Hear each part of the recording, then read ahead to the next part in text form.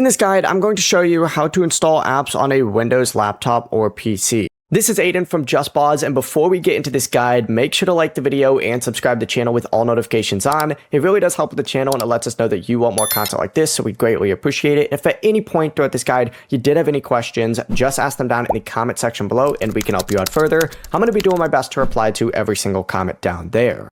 Now, the easiest way to do this is through the Microsoft Store. So you could just select search and then search for Microsoft Store and open it up. And then from here, you can browse through a bunch of different apps and games, or you could use the search bar up at the very top to find a specific app if you're looking for something. Let's just say it's, Microsoft Teams, right?